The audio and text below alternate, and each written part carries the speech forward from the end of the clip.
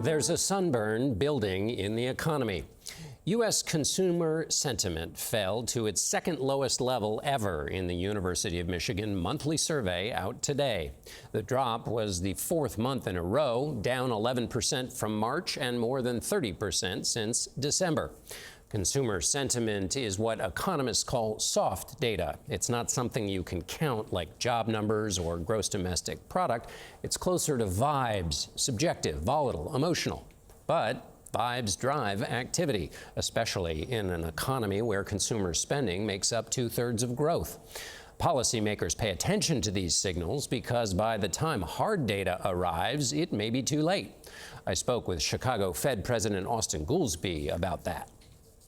When you're thinking about, let's call it the soft data, the sentiment, is it changing people's behavior? There might be tariffs. Go buy as many of the parts and components before the tariff gets there and just put them in the warehouse. Should I go buy an iPhone? Should I go buy a car before the tariff comes in?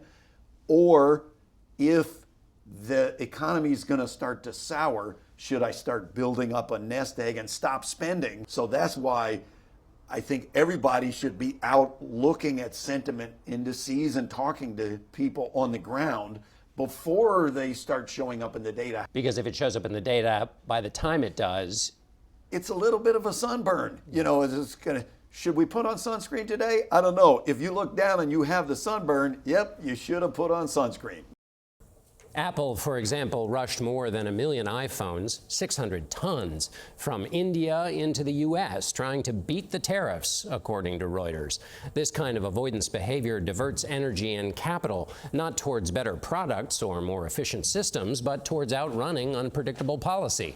Spread across an entire economy, this kind of behavior adds up. And by the time we feel the burn, it's too late. And that's tonight's CBS Evening News Plus. Thank you for joining us. I'm John Dickerson. Good night. Have a great weekend.